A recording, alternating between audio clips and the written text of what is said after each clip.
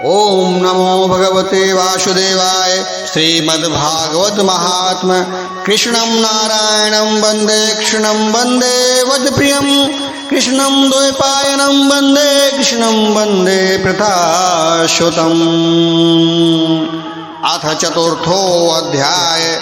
सूत जी कहते हैं कि मुनिवर, उस समय अपने भक्तों के चित्त में अलौकिक भक्ति का प्रादुर्भाव हुआ देख भक्त वत्सल श्री भगवान अपना धाम छोड़कर वहां पधारे। उनके गले में बनमाला शोभा पा रही थी। श्रीअंग सजल जलधर के समान श्याम वर्ण था। उन पर मनोहर पीतांबर सुशोभित था। कटि प्रदेश करधनी को लड़ियों से सुसज्जित था। सिर पर मुकुट की लटक और कानों में कुंडल की झलक देखते ही बनती थी। वे त्रिभंग ललित भाव से खड़े हुए चित्त को चुराए लेते थे। वक्षस्थल पर कौस्तुभ मणि दमक रही थी। सारा श्रीअंग हरिचंदन से चर्चित था। उस रूप की शोभा क्या कहें। उसमें तो मानो करोड़ों कामदेव की रूप माधुरी छीन ली हो। वे परमानंद चित्त मूर्ति मधुराति मधुर मुरलीधर ऐसे अनुपम छवि से अपने भक्तों के निर्मल चित्तों में अभिर्भूत हुए। भगवान के नित्यलोक निवासी लीला परिकर उद्भवादि वहां गुप्त रूपी उस कथा को सुनने के लिए आए हुए थे। प्रभु के प्रकट होते ही चारों ओर जय हो की ध्वनि होने लगी। उस समय भक्ति रस का अद्भुत प्रवाह चला। बार बार अबीर गुलाल और पुष्पों की वर्षा तथा शंख ध्वनि होने लगी। उस सभा में जो लोग बैठे थे उन्हें अपने देह गेह और आत्मा की भी कोई सुध न रही। उनकी ऐसी तन्मयता देखकर नारद जी कहने लगे, मुनीश्वरगण, आज सप्ताह श्रवण की मैंने यह बड़ी ही अलौकिक महिमा देखी। यहाँ तो मैं बड़े मूर्ख दुष्ट और पशु पक्षी भी हैं, वे भी अत्यंत निष्पाप हो गए हैं। अतः इसमें संदेह नहीं कि कलिकाल में चित्त की शुद्धि के लिए इस भागवत कथा के समान मार्तलोक में पाप पुंज का नाश करने वाला कोई और दूसरा पवित्र साधन नहीं है। मुनिवर, आप लोग बड़े कृपालु हैं। आपने संसार के कल्याण का विचार करके यह बिल्कुल निराला ही मार्ग निकाला है।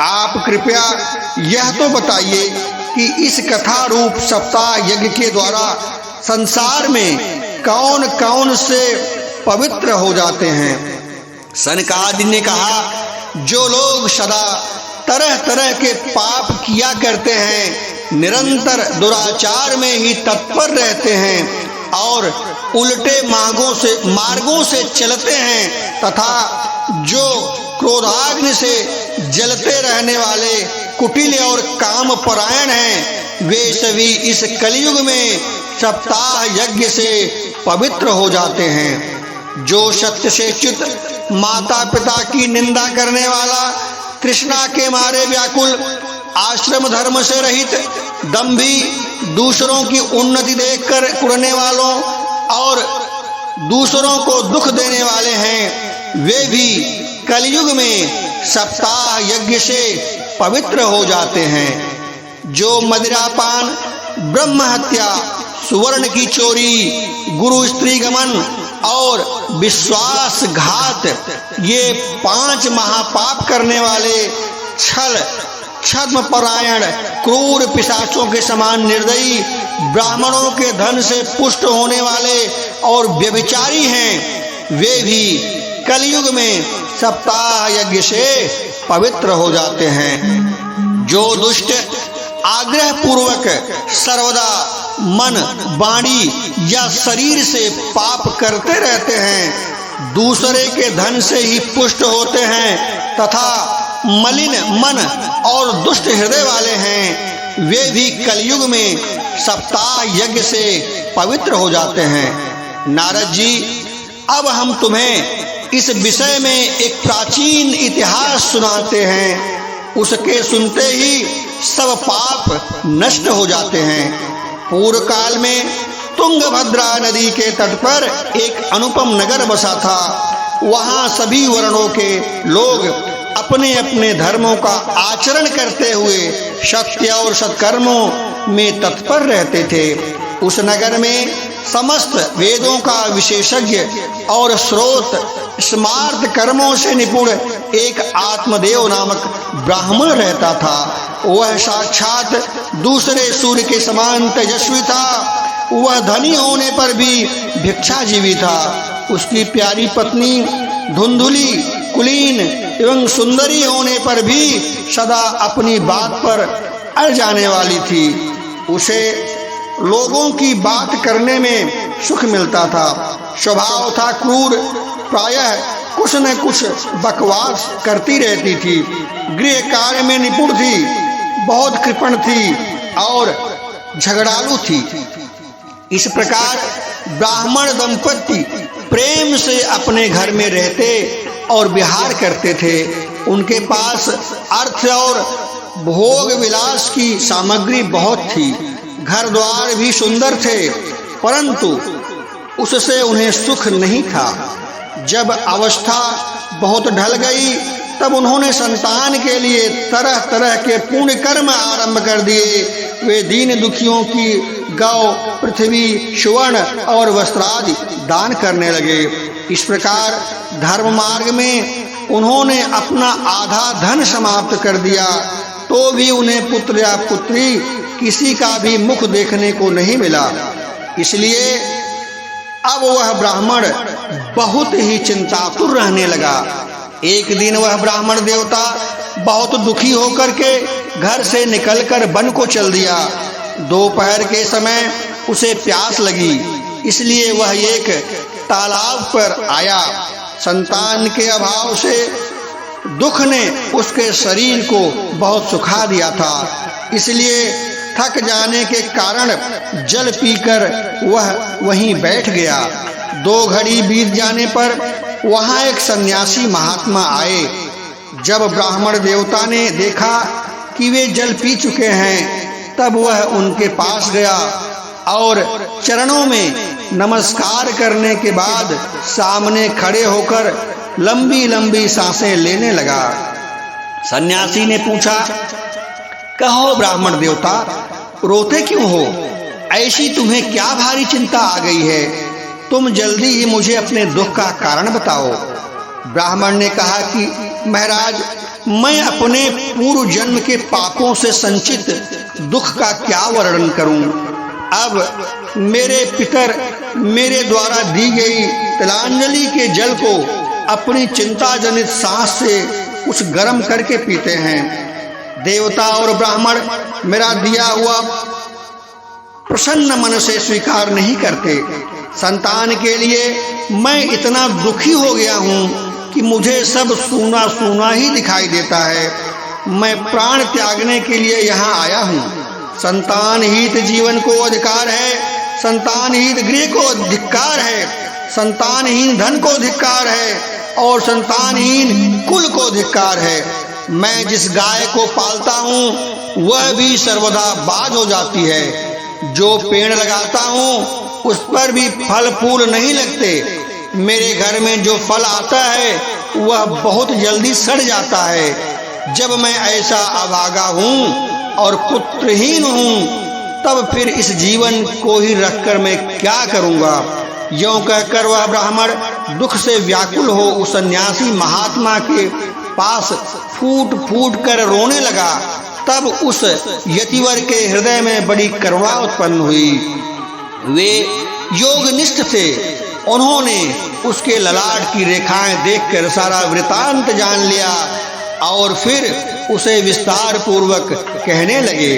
सन्यासी ने कहा कि ब्राह्मण देवता, इस प्रजा प्राप्ति का मोह त्याग दो। कर्म की गति प्रबल है, विवेक का आश्रय लेकर संसार की वासना छोड़ दो। विप्रवर सुनो, मैंने इस समय तुम्हारा प्रारब्ध देखकर निश्चय किया है कि 7 जन्म तक तुम्हारे कोई संतान किसी प्रकार नहीं हो सकती। पूर्व काल में राजा सगर एवं अंग को संतान के कारण दुख भोगना पड़ा था। ब्राह्मण, अब तुम कुटुंब की आशा छोड़ दो, संन्यास में ही सब प्रकार का सुख है। ब्राह्मण ने कहा, महात्मा जी, विवेक से मेरा क्या होगा? मुझे तो बलपूर्वक पुत्र दीजिए, नहीं तो मैं आपके सामने ही शोक मूर्छित होकर अपने प्राण त्याग दूंगा। जिसमें पुत्र स्त्री आदि का सुख नहीं है, ऐसा संन्यास तो सर्वदा नीरस ही है। लोक से सरस तो पुत्र पौत्रादि से भरा हुआ गृहस्थाश्रम ही है। ब्राह्मण का ऐसा आग्रह देखकर उस तपोधन से कहा, विधाता के लेख को मिटाने का हठ करने से राजा चित्रकेत को बड़ा कष्ट उठाना पड़ा था, इसलिए दैव उनके उद्योगों को कुचल देता है। उस पुरुष के समान तुम्हें भी पुत्र सुख से नहीं मिल सकेगा। तुम तो बड़ा हठ पकड़ रखा है और अर्थी के रूप में तुम मेरे सामने उपस्थित हो। ऐसी दशा में तुमसे मैं क्या कहूँ? जब महात्मा जी ने देखा कि वह किसी प्रकार अपना आग्रह नहीं छोड़ता, तब उन्होंने उसे एक फल देकर कहा, इसे तुम अपनी पत्नी को खिला देना, इससे उसके एक पुत्र होगा। तुम्हारी स्त्री को 1 साल तक सत्य, शौच, दया, दान और एक समय एक ही अन्न खाने का नियम रखना चाहिए। यदि वह ऐसा करेगी तो बालक बहुत शुद्ध स्वभाव वाला होगा। यूं कहकर के योगीराज चले गए और ब्राह्मण अपने घर लौट आया। यहाँ आकर उसने वह फल अपनी स्त्री के हाथ में दे दिया और स्वयं कहीं चला गया। उसकी स्त्री तो कुटिल स्वभाव की थी। वह रो रो कर अपनी एक सखी से कहने लगी, सखी, मुझे तो बड़ी चिंता हो गई है कि मैं यह फल नहीं खाऊंगी। फल खाने से गर्भ रहेगा और गर्भ से पेट बढ़ जाएगा, फिर कुछ खाया पिया नहीं जाएगा, इससे मेरी शक्ति क्षीण हो जाएगी। तब बता, घर का धंधा कैसे चलेगा? और दैववश यदि कहीं गांव में डाकुओं का आक्रमण हो गया तो गर्भिणी स्त्री कैसे भागेगी? यदि सुखदेव जी की इस तरह यह गर्भ की पेट में ही रह गया हो तो इसे बाहर कैसे निकल आएगा? और कहीं प्रसव काल के समय वह टेढ़ा हो गया तो फिर प्राणों से भी हाथ धोना पड़ेगा। यूं भी प्रसव के समय बड़ी भयंकर पीड़ा होती है। मैं सुकुमारी भला यह सब कैसे सह सकूंगी? मैं जब यह दुर्बल पड़ जाऊंगी तब ननद रानी आकर घर का सब माल ताल समेट कर ले जाएंगी और मुझसे तो सत्य शौचादि नियमों का पालन होना भी बहुत ही कठिन जान पड़ता है। जो स्त्री बच्चा जनती है उसे उस बच्चे के लालन पालन में भी बड़ा कष्ट होता है। मेरे विचार से तो वंध्या या विधवा स्त्रियां ही सुखी हैं। मन में ऐसे ही तरह तरह के कुतर्क उठने से उसने वह फल नहीं खाया और जब उसके पति ने पूछा फल खा लिया तब उसने कह दिया कि हाँ खा लिया। एक दिन उसकी बहन अपने आप ही उसके घर आई। तब उसने अपनी बहन को सारा वृतांत सुनाकर कहा कि मेरे मन में बड़ी चिंता है, मैं इस दुख के कारण दिनों दिन दुबली होती जा रही हूँ। बहन, मैं क्या करूँ? बहन ने कहा, मेरे पेट में बच्चा है, प्रसव होने पर बालक मैं तुम्हें दे दूंगी। तब तक तू गर्भवती के समान घर में गुप्त रूप से सुख से रह। तू मेरे पति को कुछ धन दे देगी तो वे तुझे अपना बालक दे देंगे। हम ऐसी युक्ति करेंगे कि जिससे सब लोग यही कहें कि यह बालक 6 महीना का होकर मर गया और मैं नित्य प्रति तेरे घर आकर उस बालक का पालन पोषण करूंगी। तू इस समय इसकी जांच करने के लिए यह फल गौ को खिला दे। ब्राह्मणी ने स्त्री स्वभाववश जो जो उसकी बहन ने कहा था वैसे ही किया। इसके पश्चात समयानुसार जब उस स्त्री के पुत्र हुआ तब उसने पिता ने चुपचाप लाकर उसे धुंधुली को दे दिया और उसने आत्मदेव को सूचना दे दी कि मेरे सुखपूर्वक बालक पैदा हो गया है। इस प्रकार आत्मदेव के पुत्र हुआ सुनकर सब लोगों को बड़ा आनंद हुआ।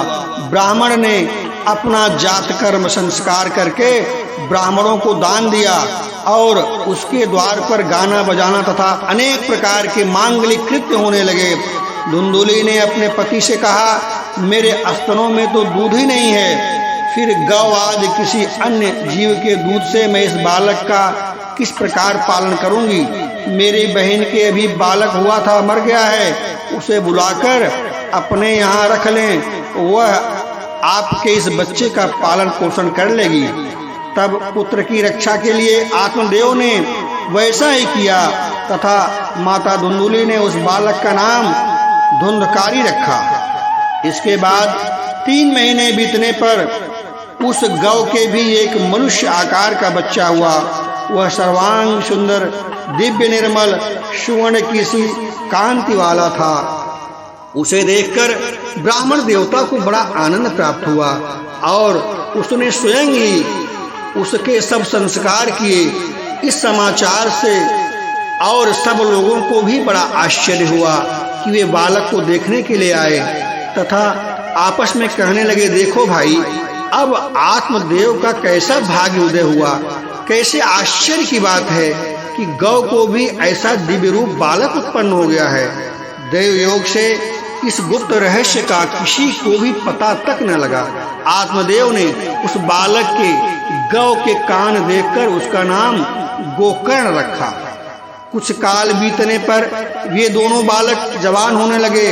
उनमें गोकर्ण तो बड़ा पंडित और ज्ञानी हुआ, किंतु धुंधकारी बड़ा ही दुष्ट निकला। स्नान शौचादि ब्राह्मणोचित आचारों का उसमें नाम मात्र भी कुछ भी न था, न खान पान का कोई परहेज था। क्रोध उसमें बहुत बढ़ चढ़ के भरा था। वह बुरी बुरी वस्तुओं का संग्रह किया करता था। गुर्दे के हाथ से छुआया हुआ अन्न भी खा लेता था। दूसरों को चोरी करना, सब लोगों से द्वेष करना बढ़ना उसका स्वभाव बन गया था। छिपे छिपे वह दूसरों के घरों में आग लगा देता था। दूसरों के बालकों को खेलने के लिए गोद में लेता और उसे चट कुएं में डाल देता था। हिंसा का उससे व्यसन हो गया था। वह हर समय अस्त्र शस्त्र धारण किए रहता था और बेचारे अंधे और दीन दुखियों को व्यर्थ तंग करता था। चंडालों से उसका विशेष प्रेम था। चंडालों से उसका विशेष प्रेम था। बस हाथ में फंदा लिए कुत्तों की टोली को साथ शिकार के लिए घूमता रहता था। वेश्याओं के जाल में फंसकर उसने अपने पिता की सारी संपत्ति नष्ट कर दी। एक दिन माता पिता को मार पीट कर घर के सब बर्तन बाड़े उठा ले गया। इस प्रकार जब सारी संपत्ति का स्वाहा हो गया तब उसका कृपण पिता फूट फूट कर रोने लगा और बोला, इससे तो इसका माँ का बाझ रहना ही अच्छा था। कुपुत्र तो बड़ा ही दुखदाई होता है। अब मैं कहाँ रहूं, कहाँ जाऊं, क्या करूं? मेरे इस संकट को कौन काटेगा? हाय, मेरे ऊपर तो बड़ी विपत्ति आ पड़ी है। इस दुख के कारण अवश्य मुझे एक दिन प्राण छोड़ने पड़ेंगे।